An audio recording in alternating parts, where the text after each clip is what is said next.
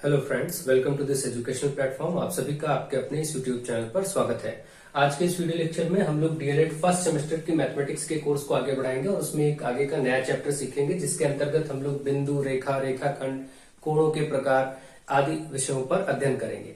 इन चीजों को सीखेंगे। तो चलिए देखते हैं और स्टार्ट करते हैं। आप लोग वीडियोस को अपने फ्रेंड्स में शेयर करते रहें, लगातार अपने ग्रुप में, कॉलेज में, सभी फ्रेंड्स में शेयर जरूर करें ताकि और अच्छे से अच्छा स्टडी मटेरियल आपको समय से मिलता रहे और अदर विषय भी, सब्जेक्ट भी आपको पढ़ाए जा सके। तो चलिए देखते हैं। यहाँ पर आपको सबसे पहले स्टार्ट करना है बेसिक पॉइंट्स को, जो यहाँ पर मेंशन है। पहले हम इन पॉइंट्स पर काम करेंगे जो कि आपके सिलेबस का हिस्सा है और इसके बाद हम लोग इन प्रश्नों को करेंगे जो कि पिछले वर्षों में पूछे गए प्रश्न है, तो इन पर काम किया जाए। तो चलिए देखते हैं। अब देखिए, जैसे सबसे पहली बात है, बहुत बेसिक सी बात है कि बिंदु क्या है, पॉइंट क्या है। तो इसमें आप ये चीज बहुत अच्छे से जानते हैं। इनकी डेफिनेशंस ऐसे जनरली नहीं आती, लेकिन अब ये है कि फिर भी जानकारी होना जरूरी है क्योंकि कुछ भी पूछा जा सकता है। लेकिन बिंदु बहुत ही स्टार्टिंग की चीज है। ये आप मान सकते हैं कि किसी भी ज्यामिति संरचना को बनाने के लिए सबसे छोटी इकाई जो होती है वो बिंदु होती है। तो आप इसकी परिभाषा में ये भी, भाई जब तक एक बिंदु से स्टार्ट नहीं होगा तब तक ना आप लाइन खींच सकते हैं, ना आप कुछ भी बना सकते, कुछ नहीं। आपको कहीं तो पेन का पॉइंट रखना पड़ेगा, फिर ही आप आगे कोई संरचना बनाएंगे। तो यानी कि ये मान सकते हैं कि किसी भी ज्यामितीय आकृति की एकदम मूलभूत इकाई जो है वो बिंदु है। तो ये ऐसा मान लीजिए। और कई पुस्तकों में आपको ये देखने को मिलेगा कि एक पेंसिल की नोक से एक सबसे निम्नतम संरचना जो बनाई जा सकती है, एक वो बिंदु है, ऐसा बोल सकते हैं। ऐसे बहुत सारे ऐसी परिभाषाएं बुक्स में मिलती हैं, अलग अलग बुक्स में। तो उसमें कहीं पर यह भी लिखा मिलता है कि बिंदु की ना तो लंबाई होती है, ना चौड़ाई होती है, ना मोटाई होती है। तो ये सब बहुत सारी चीजें होती हैं। आपको बस सामान्यतया ऐसा समझना है कि एक पेंसिल की नोक से रखी हुई प्रारंभिक संरचना वो आपका बिंदु है। और इसके बाद आप ये भी कह सकते हैं कि बिंदु किसी भी ज्यामिति का, किसी भी ज्योमेट्रिक स्ट्रक्चर का, संरचना का सबसे प्रारंभिक मूल इकाई, सबसे मूल इकाई है। ठीक है।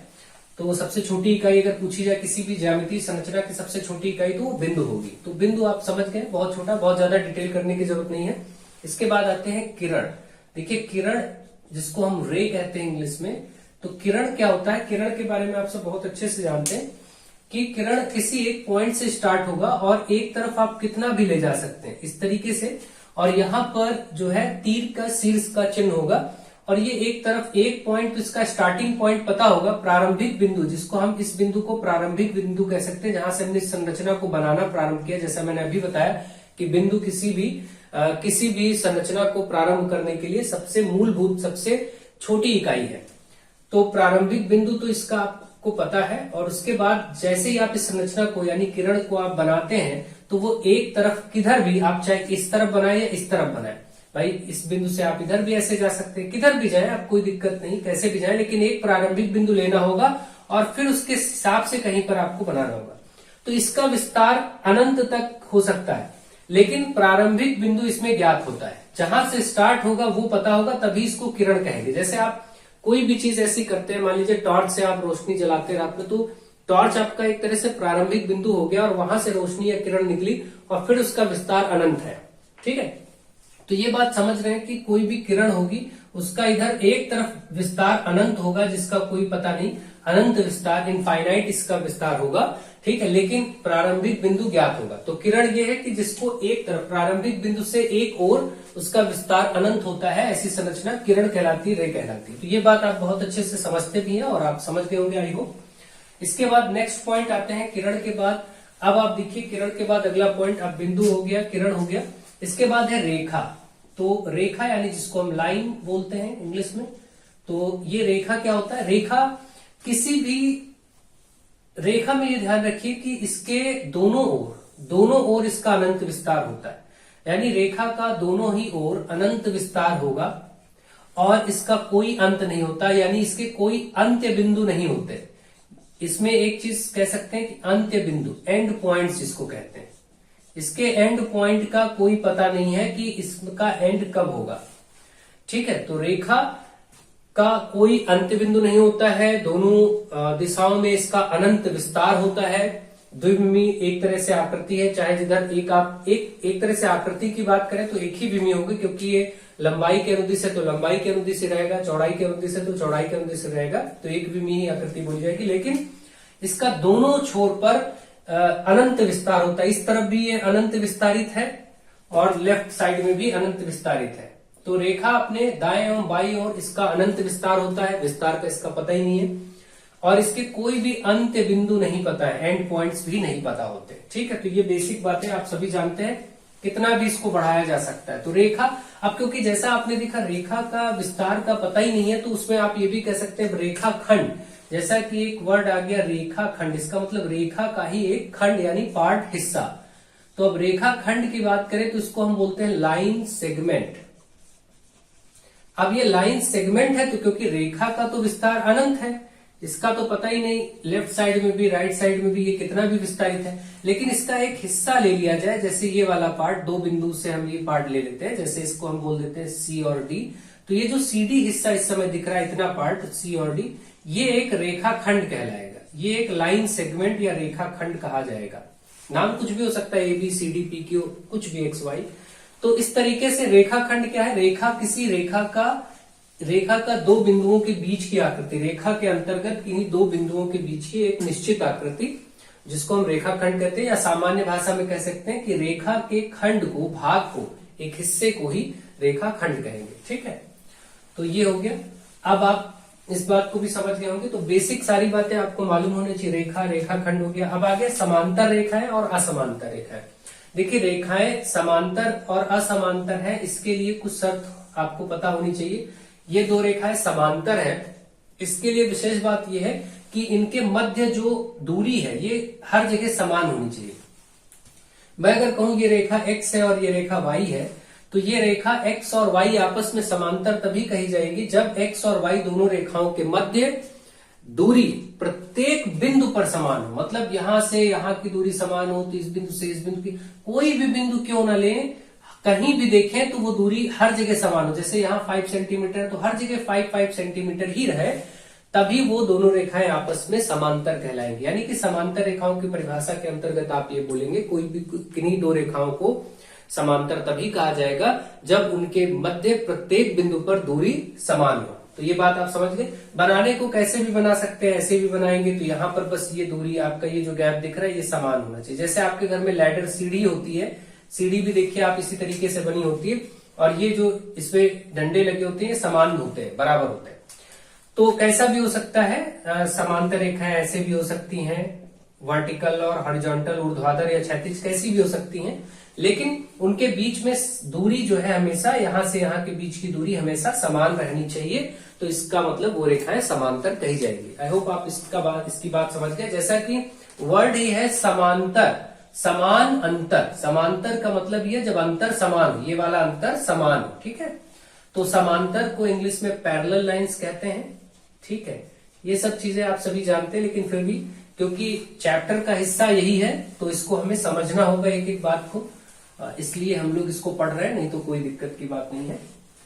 नेक्स्ट, असमांतर, जब दो रेखाओं के मध्य दूरी निश्चित या समान न हो। अब देखिए ये दो रेखाएं हैं और इनके बीच की दूरी कहीं ज्यादा कहीं कम, तो इसका मतलब ये रेखाएं कहीं न कहीं आगे जाकर के आपस में कट भी करेंगी, मिल भी जाएंगी, ऐसा प्रदर्शित हो रहा है। तो इसका मतलब इनके मध्य की दूरी देखिए, यहाँ कुछ दूरी है तो यहाँ कम दूरी है, इसी प्रकार से यहाँ और कम दूरी हो गई, यहाँ और कम हो जाएगी, धीरे धीरे दूरी घटती चली जाएगी।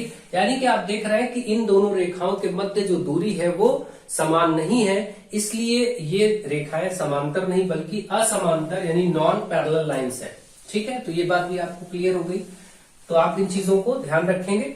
नेक्स्ट, असमांतर रेखा होगी तिर्यक रेखा। तिर्यक रेखा तब कहेंगे जब किन्हीं दो रेखाओं को कोई एक रेखा काट रही हो। कोई दो रेखाएं, चाहे वो समांतर हो या असमांतर हो, मान लेते हैं ये दो असमांतर हैं, दो समांतर अथवा असमांतर रेखाओं को जब कोई तीसरी रेखा प्रतिच्छेदित कर रही हो, तिरछी रेखा प्रतिच्छेदित कर रही हो, तो इसी तिरछी रेखा को तिर्यक रेखा कहते हैं। तिर्यक रेखा कहते हैं, जिसको इंग्लिश में ट्रांसवर्जल लाइन बोलते हैं। ट्रांसवर्जल लाइन बोलते हैं। ठीक है, और इन पर बहुत सारे क्वेश्चंस भी बनते हैं जो कि अभी आपके सिलेबस में नहीं, लेकिन आप जानते हैं कि ज्यामिति में समांतर रेखाओं के और तिर्यक रेखाओं के योग से कई प्रश्न बनते हैं जो कि यूपी टेट में या सी टेट में, सुपर टेट में पूछे जाते रहते हैं, तो इनको आप अच्छे से जानते भी हैं। और क्लास 6, 7, 8 स्टैंडर्ड में इसका रोल भी है और पढ़ाया जाता है। नेक्स्ट समांतर रेखाएं, तिर्यक रेखाएं हो गई। प्रतिच्छेदक रेखाएं, प्रतिच्छेद का मतलब होता है, जब वर्ड आ गया प्रतिच्छेद, तो प्रतिच्छेद का मतलब ये होगा, प्रतिच्छेदक रेखाएं कहें तो ये कह सकते हैं कि ये इंटरसेक्ट करेंगी, ये रेखाएं आपस में काटेंगी। इसको इंग्लिश में इंटरसेक्ट करना कहते हैं, इंटरसेक्टिंग लाइंस। इंटरसेक्टिंग या प्रतिच्छेदक रेखाएं वो रेखाएं हैं जो आपस में एक दूसरे को काटती हैं। जैसे ये एक रेखा हमने बनाई और एक रेखा ऐसे, तो इन रेखाओं ने इस बिंदु पर देखिए काटा एक दूसरे को, तो ये रेखाएं प्रतिच्छेदक रेखाएं कहलाएंगी। और जिस बिंदु पर काट रही रेखाएं, इसको प्रतिच्छेद बिंदु भी कहते हैं, इसको इंटरसेक्टिंग पॉइंट भी बोल सकते हैं, प्रतिच्छेद बिंदु ये भी कह सकते हैं। तो ये बहुत बेसिक सी पॉइंट है, ये पॉइंट जहां पर काट रहे हैं ये बिंदु प्रतिच्छेद बिंदु कहलाएगा और ये रेखाएं आपस में प्रतिच्छेदक रेखाएं कहलाएंगी। तो ये हो गया। फिर संगामी रेखाएं, संगामी रेखाओं में कम से कम 3 रेखाएं होनी चाहिए जो एक ही बिंदु से गुजरनी चाहिए, ठीक है, कॉन्करेंट लाइंस जिसको इंग्लिश में कहते हैं। तो अब एक रेखा जैसे ये हो गई, सपोज एक ये हो गई और इन दोनों ने इस बिंदु पर काटा और एक और रेखा यहीं से निकल गई, तो एक ही बिंदु से कम 3 रेखाएं या 3 से अधिक रेखाएं जब ऐसे जा रही होती हैं, तो ये जो रेखाएं आपस में क्या कहलाती हैं, संगामी रेखाएं। तो आप ये बोल सकते हैं जब 3 या 3 से अधिक रेखाएं एक ही बिंदु से गुजर रही होती है तो ऐसी रेखाएं संगामी रेखाएं या कॉन्करेंट लाइंस कही जाती हैं। ये बात भी आपको समझ में आ गई होगी, संगामी रेखाएं भी आप समझ गए क्या होता है। फिर आता है कोणों के प्रकार। अब हम लोग कोणों के प्रकार सीखेंगे और उसके बाद ये क्वेश्चंस करेंगे, कोणों के प्रकार। अच्छा, कोणों के प्रकार से पहले अभी एक चीज और छूट गई है, उसको भी ढंग से समझेंगे। एक पॉइंट है जिस पर थोड़ा सा विस्तार से बात होनी चाहिए, समतल या तलखंड, तल या तलखंड ऐसा कुछ भी बोल सकते हैं। तो इसकी बात कर सकते हैं जिसको हम प्लेन बोलते हैं इंग्लिश में, कि प्लेन क्या है। अब आप देखिए ये चीजें बहुत विस्तार वाली बातें हैं, इनका कोई विशेष परिभाषा तो नहीं दी जा सकती, लेकिन ऐसे काल्पनिक रूप से भी इसको समझा जा सकता है और वास्तविक जीवन में इनके प्रयोगों को देखा जा सकता है। जैसे अब आप देखिए यहां पर जैसे समतल है, तो समतल का अर्थ ये है कि कोई भी ऐसा तल जो समान रूप से हो। जैसे ये बोर्ड है, एक तल है और ये क्योंकि सपाट है, समान है। जैसे दीवार है, आप जिस कमरे में पढ़ रहे हैं उसके जो 6 आपको फलक दिखाई पड़ रहे हैं, छत से लेके फर्श और चारों दीवारें, ये सभी कहीं न कहीं एक समतल है, समान तल है, समतल है, बराबरी से हर जगह एक ऐसा सपाट जो 2 दिशाओं में है। देखिए कोई भी एक दीवार अपने कमरे की देखिए, वो 2 दिशाओं में जा रहे हैं, या तो पूर्व पश्चिम या उत्तर दक्षिण, ऐसे आप देख रहे हैं कि वो 2 दिशाओं में सम्मिलित होगा। तो 2 दिशाएं कोई भी उसमें होंगी। तो प्लेन हमेशा जब भी बनेगा, जैसे ये कोई प्लेन है, समतल है, इसका नाम आप जान रहे हैं अभी कि ये आयत है और कोई वर्ग है, वो अलग बात है। अभी के लिए कुछ समय के लिए हम इनको समतल मान लें। जैसे बोर्ड एक बहुत बड़ा समतल है और उसके अंतर्गत ये छोटे छोटे तल खंड या समतल के खंड बनाए जा रहे हैं।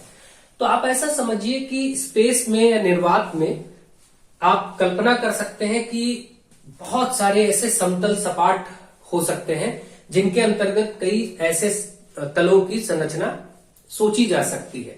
जैसे कि आप ऐसा मानिए कि मैं निर्वात में एयर, यहां पर अगर इसको मानूं कि ऐसे कोई 2 बिंदु हैं, निर्वात में ही एयर में यहां कोई ऐसे 2 बिंदु हैं, कल्पना करिए, और इसके साथ कोई ऐसा आयत जैसा इधर उधर चारों तरफ आयत निकल रहा है। जैसे ऐसा देखिए, मान लीजिए ये 2 बिंदु हैं, ये बिंदु है और यहाँ बिंदु है, और इसके साथ इन 2 बिंदुओं से मैं ऐसा मानूं कि इस तरफ ऐसा कोई एक तल गया होगा।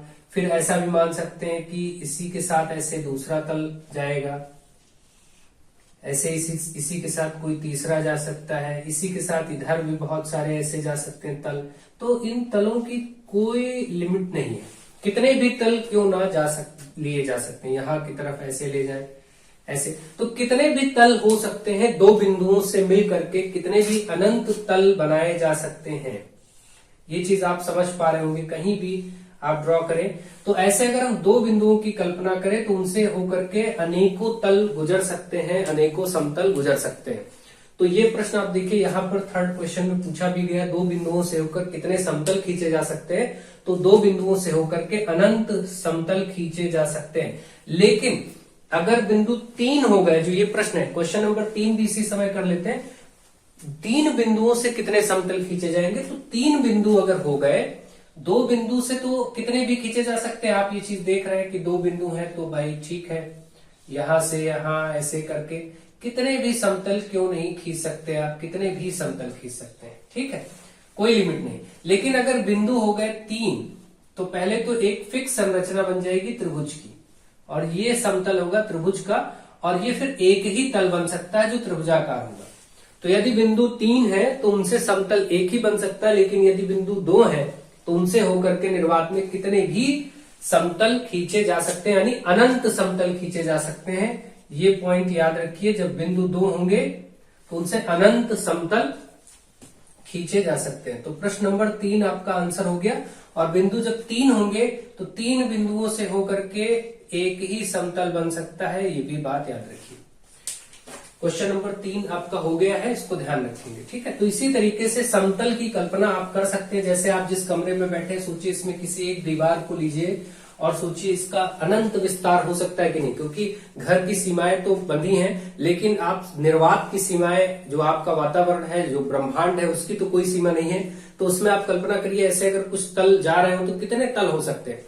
उन्हीं तल के छोटे छोटे हिस्से हैं, उदाहरण है, रूप है। जैसे आप ये देखते हैं कि रेखा का तो आप कोई विस्तार आप जानते नहीं कि रेखा अनंत है, लेकिन हम लोग रेखा खंड का बहुत प्रयोग करते हैं कि छोटे छोटे खंड का हमने इसका रूप ले लिया, और इस छोटे छोटे खंडों के माध्यम से हम त्रिभुज भी बना लेते हैं, हम आयत भी बना लेते हैं, कुछ भी बना लेते हैं।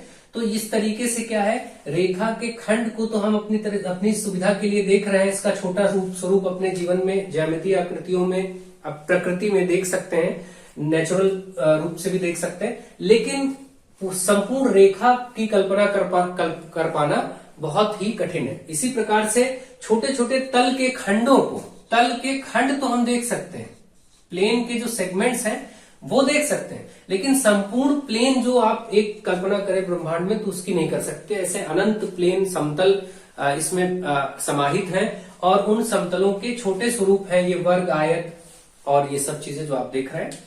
तो ये तल कैसे भी हो सकते हैं, जैसे बोर्ड पर हम काम कर रहे हैं तो बोर्ड भी, व्हाइट बोर्ड भी क्या है, ये एक तल है, समतल है, प्लेन है। तो मुझे आशा है कि समतल की अवधारणा कुछ दिमाग में आपके आ गई होगी, और उसी के आधार पर आपको आंसर करना है। तो कुल मिलाकर के प्रश्न ऐसे ही बनते हैं, ये पिछले वर्षों में पूछे गए प्रश्न है कि 2 बिंदुओं से होकर कितने समतल खींचे जा सकते हैं, तो अनंत समतल खींचे जा सकते हैं। 3 बिंदुओं से कितने समतल, तो केवल एक समतल।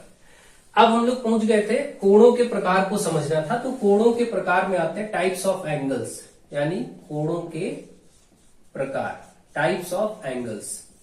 तो अगर टाइप्स ऑफ एंगल्स की बात करें, कोणों के प्रकार, तो कोणों के प्रकार जो है आप जानते हैं, बहुत सारे कोण आपने पहले से मालूम होते हैं। जैसे यहां शुरू हो रहा है शून्य कोण। पहले अगर सिंपल तरीके से हम ये सोचें कि कोण की अगर हम थोड़ा सा संकल्पना करें और कोण के बारे में हम लोग सोचें कि कोण कैसे बनेगा, तो आप सोचिए अगर कोई किरण है, सपोज ये कोई किरण है और एक और कोई किरण है, 2 किरणों का ये एक बिंदु अगर कॉमन बिंदु, उभयनिष्ठ बिंदु हो, और ये दो रेखाएं आपस में एक दूसरे को एक ही उभयनिष्ठ बिंदु पर यदि काटती हैं, एक ही उभयनिष्ठ बिंदु पर मिलती हैं, तो उनके मध्य के विस्थापन को कोण बोलते हैं। ये जो विस्थापन हुआ ये कोण कह सकते हैं। तो ये सामान्य सी बात है। जैसे कोई किरण ऐसे सोच सकते हैं, कल्पना कर सकते हैं कि ये किरण है और ये किसी वक्त ऐसे विस्थापित होकर इस जगह है, तो इन दोनों स्थितियों के मध्य का जो ये विस्थापन है ये कोण कहा जाएगा या कोणीय विस्थापन कहा जाएगा। तो ये चीजें आप जानते हैं, और इसको आप क्या करते हैं, इनके प्रकार को देखते हैं कि कोण कितने प्रकार के हो सकते हैं। कोणों का जो प्रकार है उसमें सबसे पहला, जैसे इन्होंने बोला शून्य कोण, तो शून्य कोण जाहिर सी बात है कि इसमें कम से कम शून्य कोण, जिसको हम 0 एंगल कह सकते हैं, शून्य कोण यानी कि कोण बने ही ना, यानी एक रेखा ये आपकी है रेखा या किरण कह सकते हैं, और एक अगली इसी के ऊपर हो। जैसे ये कोई गैप बनेगा नहीं तो कोण बनेगा नहीं, जब तक ये गैप होगा नहीं तब तक कोण माना नहीं जाएगा। तो ऐसा हो कि जैसे एक रेखा ये है और इसी पर दूसरी रेखा इधर ही है, एक ही दिशा में, समान दिशा में दोनों रेखाएं यदि एक दूसरे पर स्थित हो, यानी इसको, इस कंडीशन को कहते हैं संपाती होना। संपाती रेखाएं कह सकते हैं, कॉन्साइड करना कह सकते हैं। तो अगर दो रेखाएं एक ही बिंदु के एक ओर दो रेखाएं एक के ऊपर एक हो यानी संपाती हो, तो ऐसी स्थिति में जो कोण बनता है वो शून्य कोण यानी कोण बनता ही नहीं है। ठीक है, तो ये बात आप समझ सकते हैं कि ये बात कैसे शून्य कोण क्या होता है। और इसके बाद अब हम आते हैं न्यून कोण।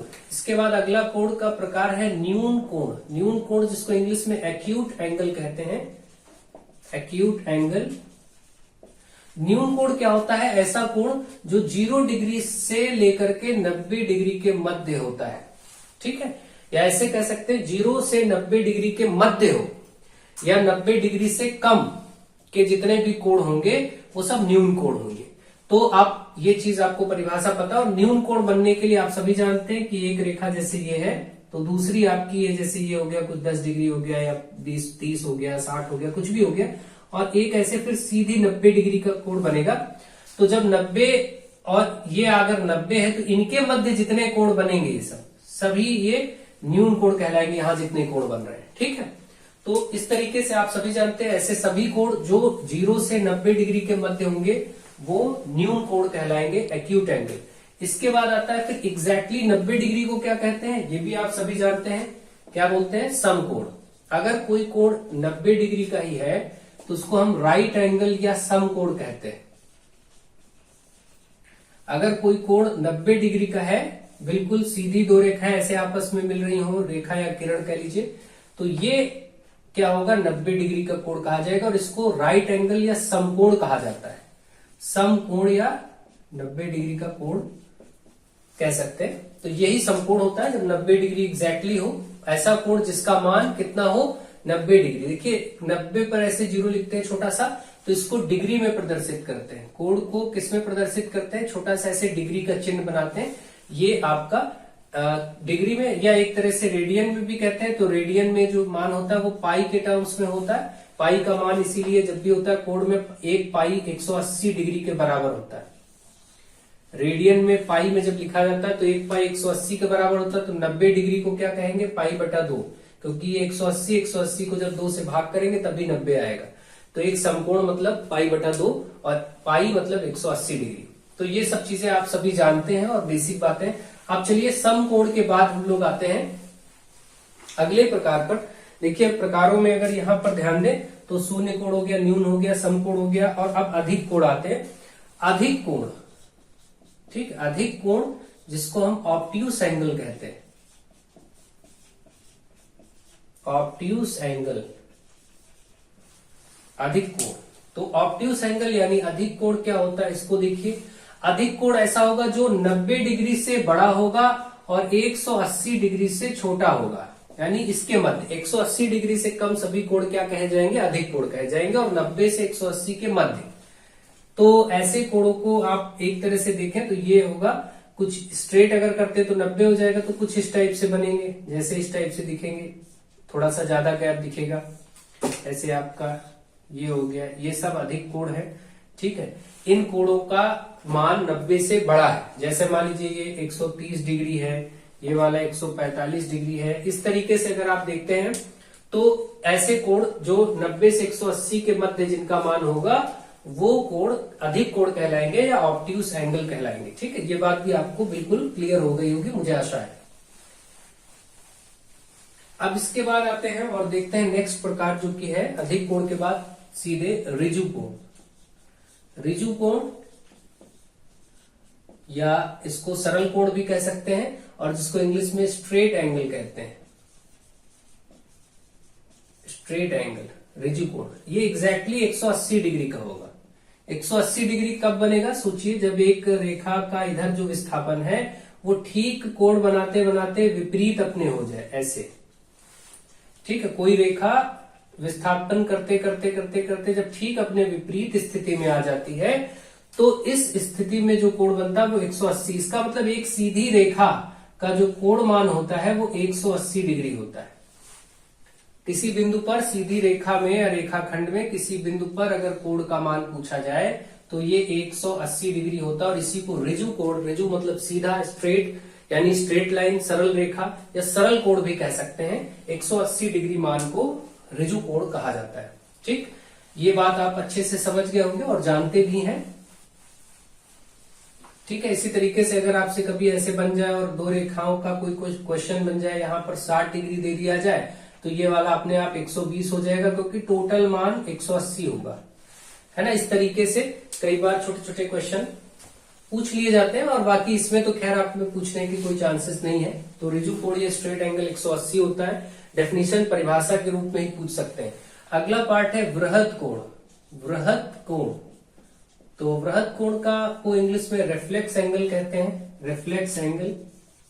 वृहत कोण का मतलब यह है जब कोण 180 से बड़ा हो जाए, 180 से बड़ा हो जाए और 360 के मध्य रहे, तो ऐसी स्थिति में बने कोण वृहत कोण कहलाते हैं। 180 से बड़ा, 360 से छोटा, या कह लीजिए 180 से 360 के मध्य के बीच के सभी कोण वृहत कोण कहलाएंगे। और वृहत कोण का मतलब ये हुआ, जैसे अभी आपने देखा था कि जब एकदम ठीक विपरीत अगर आ जाता है तो ये 180 माना जाता है, तो इसका मतलब अब इस कोण को ऐसे घूमते घूमते यहां तक जब आएगा तो 180, तो इसका मतलब और नीचे जाएगा, तब ये वृहत कोण बनेगा। इसका मतलब इस वक्त जो ये गैप आप देख रहे हैं, ये वाला इधर वाला वृहत कोण है। ठीक है, ये बात ध्यान रखें। किसी भी रेखा का ये दो भाग, ये छोटा वाला भाग नहीं बल्कि बड़ा वाला भाग आप देखेंगे तो ये वृहत कहलाएगा। इसका मतलब आप ये जानते हैं कि अगर संपूर्ण घुमा दिया जाए तो ये संपूर्ण कोण बन जाएगा। अभी आप पढ़ेंगे संपूर्ण कोण मतलब एक वृत्त कंप्लीट करने पर 360 डिग्री बनाता है।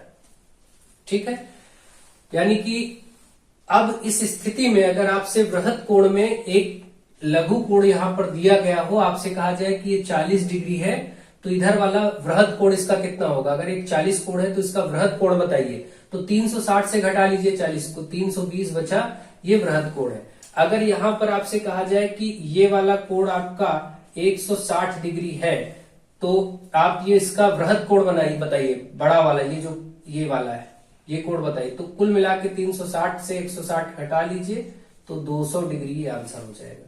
कुल दोनों वृहत कोण और साधारण कोण को मिला करके एक 360 होता है, हमेशा याद रखिएगा। तो ऐसे काम भी आपसे किए जा सकते हैं और छोटे छोटे क्वेश्चंस पूछे जा सकते हैं। एग्जैक्टली 360 की बात आ गई, उसको क्या बोलते हैं? तो उसको संपूर्ण कोण कहते हैं। संपूर्ण या कंप्लीट एंगल, संपूर्ण कोण जिसको हम कह सकते हैं कंप्लीट एंगल। ठीक है, ये जो संपूर्ण कोण है ये 360 एग्जैक्टली 360 डिग्री के मान को ही संपूर्ण कोण कहते हैं। ठीक, 360 डिग्री एग्जैक्टली बन रहा है तो उसको संपूर्ण कोण कहेंगे। और ऐसी स्थिति में एक पूरे वृत्त की संरचना बन जाती है, इसीलिए संपूर्ण वृत्त को 360 कहते हैं। आप अक्सर देखते हैं वृत्त का मान 360 क्यों होता है? क्योंकि आप देखिए अगर कोई रेखा या किरण है और इसको अपने बिंदु से घूमते घूमते इसको जब पूरा चक्कर लगा के यहां तक आ जाएगा, तब ये अपने आप ये संपूर्ण कोण माना जाएगा कि इस रेखा ने अपना संपूर्ण एक चक्कर कर लिया। तो ये एक चक्कर पूरा करने में एक वृत्त की संरचना बन जाती है, इसीलिए इस कोण का मान 360 होता है, या वृत्त का कोणीय मान 360 लिया जाता है, आप सभी जानते हैं। ठीक है, सर्कल का। तो ये आपका सारे डाउट इसके जितने भी थे, आपके जितने भी पार्ट्स थे वो आपको बता दिए गए, समझा दिए गए हैं। और इतने ही टाइप के कोणों के बारे में आपके सिलेबस में चर्चा है, इसलिए इसी की चर्चा हम लोग करेंगे। और ये question 2, question number 1, question number 2 कर लेते हैं।